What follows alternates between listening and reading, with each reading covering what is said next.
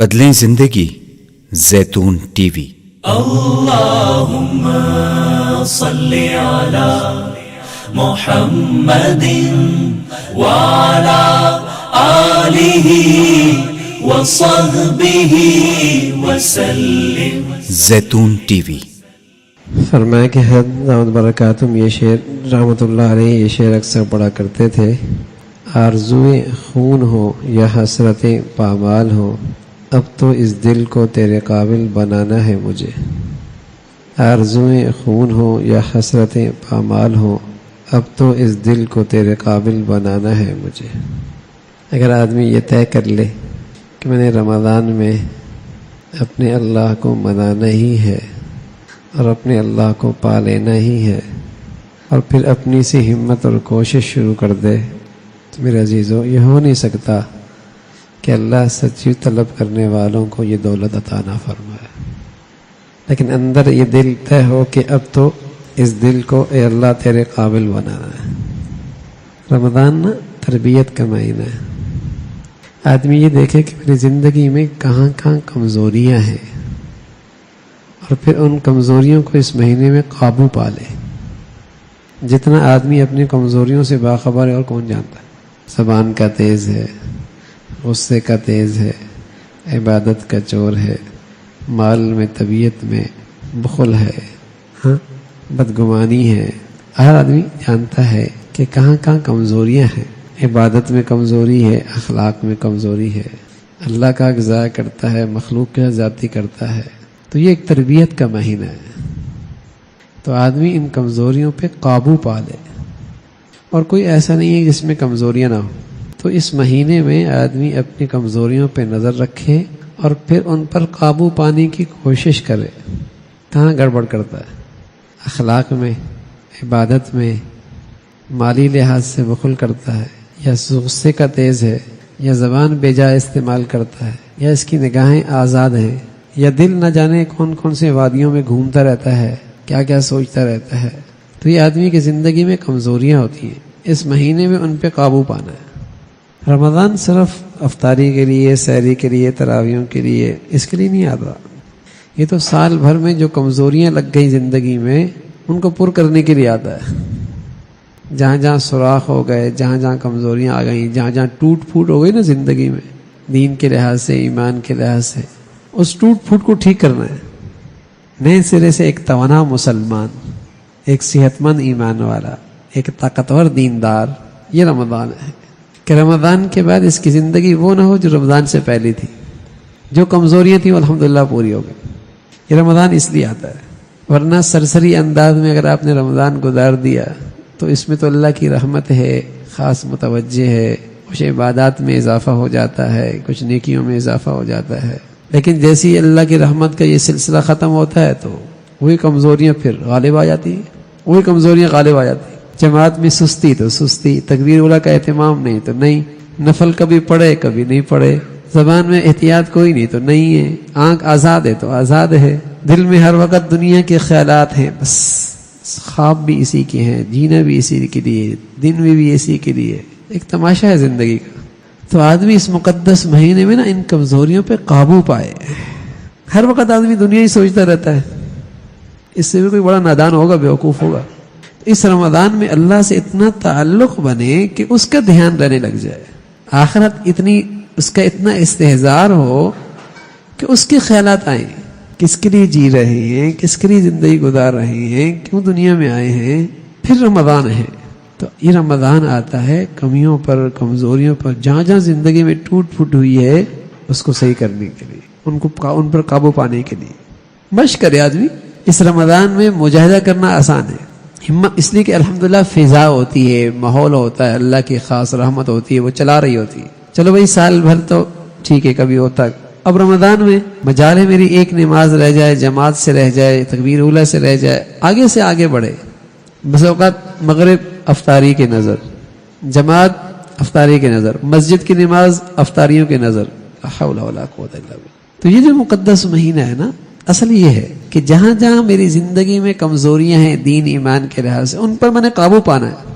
بس اوقات طبیعت میں ہوتا ہے، عبادت کا ذوق تو ہوتا ہے، ماشاءاللہ سخاوت بھی ہوتی ہے، لیکن اخلاق بڑی تکلیف دہ ہوتے ہیں، اخلاقی کمزوریاں بڑی تکلیف دہ ہوتی ہیں. یہ نہ چند دن کسی کے ساتھ رہ سکتا ہے، نہ بیٹھ سکتا ہے، نہ زندگی گزار سکتا ہے. ایسی کمزوریاں ہیں. کچھ دنوں کے بعد وہ کاٹنا شروع کر دیتا ہے بچھو کی طرح، زبان سے، طرز عمل سے، طریقے سے.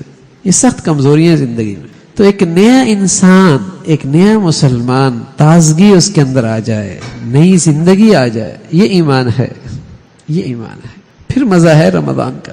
ولایت کا معیار یہ ہوا کرتا تھا کہ یہ شخص ولی ہے اور یہ بڑا ولی ہے، یہ بڑا قطب ہے. نشانی کیا ہوتی تھی کہ اس کی زندگی میں رمضان بہت آئے، اس کی زندگی میں رمضان بہت آئے. کہ جس کی زندگی میں 2 رمضان آئے، ایک والا اس کا مقابلہ ہی نہیں کر سکتا کہ اس نے اتنا کمایا ہے، یہ کتنا کمایا ہے رمضان میں. وہ اس کی انتہا کو پہنچا، ایک اور ملا تو اس کی انتہا کو پہنچا، تو پہلے والا کتنا پہنچ سکتا ہے؟ رمضان جہاں ولایت ملتی ہے، آدمی اللہ کا اتنا قرب پاتا ہے. تو رمضان تربیت کا مہینہ ہے بھائی. صرف تراویح، صرف روزے، صرف سحری، صرف افطار مقصود نہیں، بلکہ یہ دیکھا جائے کہ میری زندگی میں جو کمزوریاں ہیں میں ان پر کتنا قابو پا رہا ہوں. تو فرمایا کہ یوں شیخ حضرت فرمایا کرتے تھے، آرزویں خون ہو یا حسرتیں پامال ہوں، اب تو اس دل کو تیرے قابل بنانا ہے مجھے. ہاں، ساری خواہشات، ساری حسرتیں، سب کو قربان کیا جا سکتا ہے، لیکن اب یہ دل اللہ کے قابل بنانا ہے. نوجوان لڑکا 18-19 سال کا لڑکا تو کل میرے پاس آیا تو کہا میں نے اب بس زندگی بدلنی. میں نے کیوں، کیا وجہ ہے؟ تو اس نے ایک جملہ کہا، سب حقیقت ہے. وہ کہنا کہ اب میں نے دیکھا اس زندگی میں مزہ نہیں ہے، اس زندگی میں مزہ نہیں ہے. میں دل میں سوچا اللہ کا اس پہ فضل ہو گیا، بہت جلدی اللہ نے اس کو سمجھ دے دی، ورنہ تو 60-70 سال تک بھی سمجھ میں نہیں آتی، ورنہ تو یہ بات سمجھ میں نہیں آتی. اور قسم خدا کی گناہوں کی زندگی میں مزہ نہیں. جو زندگی کا مزہ اور لطف خالص نیکی میں ہے نا، دنیا کی ساری سلطنتیں آ جائیں، اس لذت سے اسے وہ لذت نہیں مل سکتی جو اللہ کے قرب اور نیکی کی زندگی میں لذت. خالص نیکی کی زندگی، جو لذت، جو سکون، جو راحت اس میں ہے. ہم لوگ تھوڑی دیر مسجد بیٹھتے ہیں نا تو کیا مزہ نہیں آتا، سکون نہیں آتا؟ کیا چیز ہے؟ ایک دماغ، دل و دماغ اللہ کی طرف متوجہ ہوتا ہے نا. ارد گرد کی فضا نیکیوں کی ہوتی ہے نا. ارے میرے عزیزو، مسلمان کی تو پہلے پوری زندگی مسجد والی ہوتی تھی. اس کا اٹھنا بیٹھنا اچھے لوگوں کے ساتھ، اس کے دل کی دنیا اور دماغ کی سوچ اللہ کی طرف.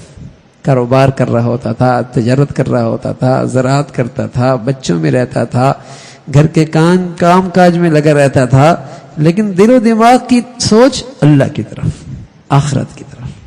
یعنی ہم جیسے گناہوں کی گندگیاں گزارنے والے جب اللہ کے گھر میں آتے ہیں وہ سکون محسوس کرتے، ٹھنڈک محسوس کرتے. تو سچ ہے ایسی پوری زندگی میں ٹھنڈک آ سکتی ہے، بشرطیہ کہ پوری زندگی کا رخ ٹھیک ہو جائے، رخ ٹھیک ہو جائے. اچھے لوگوں کی صحبت میں، اچھے دوستوں کے ساتھ بیٹھنا، اچھے تذکرے کرنا، اور دل و دماغ کی سوچ اللہ کی طرف. دنیا جنت کا مزہ دے گی. یہ پکے گھر، یہ بڑی کوٹھیاں، بڑی کاریں، بڑے بنگلے، کبھی دھوکہ نہ کھانا. ہاں، بڑی تلخ زندگی ہے ان کے اندر اگر اللہ کی نافرمانی چل رہی تو.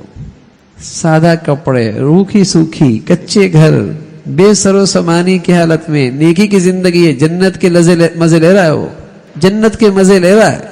تو اپنی زندگی 100% بدلنے کا عزم ہو. 100%. یہ 40%، 50%، 60% سے بات بنے گی نہیں. یہ بھی ٹھیک، یہ بھی ٹھیک، کچھ ایک پاؤں ادھر ایک پاؤں ادھر، کیا حال ہوگا؟ پھر بربادی ہوگی. پورے اللہ کے، اس میں شیطان کا حصہ کوئی نہیں، نفس کا حصہ کوئی نہیں، پورا اللہ کا. تو رمضان میں یہ رخ بدلنا ہے، یہ رخ بدلنا. کیسے ہوگا؟ شیطان ڈراتا ہے نا، خوف دلاتا، یار کیسے ہو سکتا، مزے ختم ہو جائیں گے، پھر انجوائے کیسے کریں گے، مزے ہی نہیں رہیں گے. ہاں میرے عزیزو، خارش کا مزہ چاہیے یا صحت کا مزہ چاہیے؟ مزہ تو خارش والے کو بھی آتا ہے، اس کو بھی بڑا مزہ آ رہا ہوتا ہے خارش کرنے میں، تبھی تو خوب کرتا ہے. لیکن وہ صحت کے مزے کا تو مقابلہ نہیں ہے نا. خارش والے کو جو مزہ آتا ہے پھر کیا ہوتا ہے؟ جلن بڑھتی ہے، پیپ نکلتی ہے، جلد خراب ہوتی ہے، خون آتا ہے. ایسا مزہ چاہیے یا صحت کا مزہ چاہیے؟ گناہوں میں مزہ ہے لیکن خارش والے کی طرح. اور خارش کا مزہ بھی اسی آتا ہے جس میں خارش کے جراثیم ہوں. اور قسم خدا کی گناہ میں مزہ بھی اسی آتا ہے جس میں گناہوں کے جراثیم پڑ گئے ہو. ورنہ نیک آدمی کو گناہ میں مزہ نہیں آتا. وہ تو عین گناہ کرتے ہوئے بھی اللہ کے خوف کی وجہ سے بے چین ہوتا ہے. جیسے ایک بچہ سگریٹ پی رہا ہے اور اسے ایک کھٹکا لگا ہوا ہے، ابا دیکھ رہا ہے، کیا حال ہوگا اس کا؟ باقی اگر اس کے دل میں باپ کی عظمت، محبت، احترام ہے نا، مزہ نہیں آئے گا اس کو. تو خارش کرنے والے کو مزہ آتا ہے جب خارش کے جراثیم ہو. صحت مند آدمی کو کہاں مزہ آتا ہے خارش کرنے میں؟ تو مزہ ہے ہی دین کی زندگی میں، لیکن 50%، 60%، 90% والا نہیں ہے. یہ تو ایسا ہی ہے، قورمے بھی کھا رہا ہے، بریانی بھی کھا رہا ہے، اور جس سے کہیں کہ زردے بھی کھا رہا ہے، آئس کریم بھی چلی، آدھی چمچ تھوڑی سی زہر بھی کھا رہا ہے، مر جائے گا، برباد ہو جائے گا. تو نیکیاں بھی چل رہی ہے، روزے بھی چل رہے ہیں، صدقے بھی چل رہے ہیں، نفل بھی چل رہے ہیں، تلاوت بھی چل رہی ہے، ہاں گناہوں کی تھوڑی سی چمچ بھی چل رہی ہے، گناہ بھی چل رہے ہیں، اب بربادی ہے.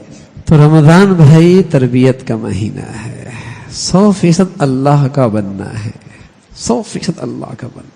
ہاں کمزوری ہو سکتی ہے، لیکن فوراً توبہ کر لو، فوراً معافی مانگ لو، تاکہ معاملہ 100% ہی پہ چلے. جو عارضی دل میں پیدا ہو رہی ہیں وہ چاہے برباد ہو جائیں، چاہے ان کا خون ہو جائے، اب تو میں نے ارادہ کر لیا ہے تیرے قابل مجھے اب تو اس دل کو بنانا ہے. بہت بت رکھی ہوئی ہیں اس میں، غیر اللہ کے، غیروں کے بہت بت رکھے ہیں. اب سب کو نکال باہر پھینکنا ہے، بس ایک محبوب حقیقی کی محبت اس میں، بس مال کی محبت، جاہ کی محبت، واہ واہ کی محبت، اسٹیٹس کی محبت، اور نہ جانے حرام کتنے تعلقات ہیں جو اس میں دل میں بیٹھے ہیں. اب میں نے تو ارادہ کر لیا ہے اس دل کو تیرے قابل بنانا ہے. اب اس دل میں اللہ جل شانہ کے انوار کا نزول ہوگا، اب اس دل میں اللہ کی محبت آئے گی، اب یہاں گناہ نہیں ہوں گے. پھر دیکھو اللہ کی طرف سے کیسی رحمتیں نازل ہوتی ہیں. پھر دیکھیے اللہ کی رحمتوں کی کیا لذت تم محسوس کرتے ہو اور کیا مٹھاس محسوس کرتے. اللہ کی رحمتیں نازل ہوتی. آدمی اس راہ پہ چل پڑتا ہے. یاد رکھو شروع میں تو یہ کام کرنے میں بڑی دقت ہوتی ہے کہ دل تو کچھ چاہ رہا ہے اور اللہ کی خاطر اس کام کو چھوڑی ہوئی ہے. بس اوقات نا جس رخ کی قربانی ہوتی ہے نا، اللہ انعام بھی اسی رخ سے عطا فرماتا. یا یوں کہیے کہ جس رخ کا عمل ہوتا ہے اللہ کی طرف سے بدلہ اور جزا بھی اسی راستے سے ملتی ہے. کوئی چیز اللہ کی خاطر چھوڑی، کوئی بھی چیز، ہر آدمی دلتا ایسا ہوتا ہے کس کو اللہ کی خاطر چھوڑ رہا ہے اور کس کو مخلوق کی خاطر چھوڑ رہا ہے، کس کو لوگوں کے ڈر کی وجہ سے چھوڑ رہا ہے اور کس کو اپنی کمزوری کی وجہ سے چھوڑ رہا ہے اور کس کو اللہ کی خاطر چھوڑ رہا ہے. اللہ کی خاطر. تو رسول اللہ صلی اللہ علیہ وسلم نے فرمایا من ترک شیئا للہ عوضہ اللہ خیرا منہ. جو اللہ کی خاطر کسی چیز کو چھوڑے گا اللہ اس کو اس سے بہتر چیز نصیب فرما دے گا. اگر نگاہ ہے نا، اگر کوئی آدمی اس کو اللہ کی خاطر حرام سے بچا لے تو حلال نگاہوں کی اللہ اسے لذت نصیب فرمائیں گے جو آج جا چکی ہے. نہ باپ کو دیکھنے میں مزہ آتا ہے، نہ ماں کو دیکھنے میں محبت بڑھتی ہے. حلال رشتوں کے دیکھنوں کی مٹھاس گئی نا، اس لیے کہ حرام کے عادی ہو چکی آنکھ. تو جس رخ کا عمل ہوتا ہے جزا بھی بس اوقات اسی رخ سے ملتی ہے. جس رخ کی قربانی ہوتی ہے اللہ کے ہاں سے انعام بھی اسی رخ کا آتا. شروع میں یہ کام کرنے میں بڑی دقت ہوتی ہے، دل تو کچھ چاہ رہا ہوتا ہے اور اللہ کی خاطر اس کام کو چھوڑی ہوئی ہے، اس میں بڑی تکلیف ہوتی ہے. لیکن بھائی پھر اس تکلیف میں مزہ آنے لگتا ہے. محبوب کی خاطر پھر اسی میں مزہ آنے لگتا. تکلیف نہیں رہتی، مزہ آنے لگتا. اللہ کے نبی صلی اللہ علیہ وسلم نفل پڑھ رہے اور اتنا طویل قیام کیا، پاؤں مبارک پہ ورم آ گیا.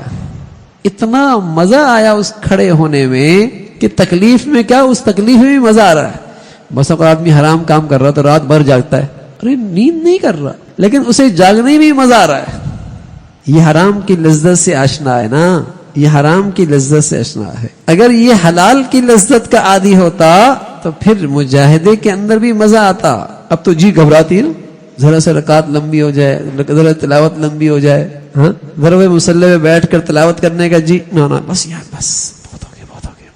ہم اس لذت سے آشنا ہی نہیں ہے. تو بھائی اللہ ہم سب پہ فضل فرما دے، کرم فرما دے، ہماری تربیت ہو جائے تاکہ ہم نیکیوں کی زندگی سے اور نیکی کی دنیا سے مانوس ہو جائیں. نیکی کی زندگی سے، نیکی کی دنیا سے ایسے مانوس ہو جائیں ہمیں اس سے بھی مزہ آنے لگ جائے، اور یہ حقیقی مزہ ہے. اللہ ہم سب کو بھائی اس کی توفیق نصیب فرما دے. اللہم لک الحمد کلو ولک الشکر کلو، اللہم لک الحمد کلو ولک الشکر کلو، اللہم لک الحمد کلو ولک الشکر کلو، اللہم اعنا علی ذکرک و شکرک و حسن عبادتک، اللهم أعنا على ذكرك وشكرك وحسن عبادتك. نستغفر الله نستغفر الله نستغفر الله. سبحان ربك رب العزة عما يصفون وسلام على المرسلين والحمد لله.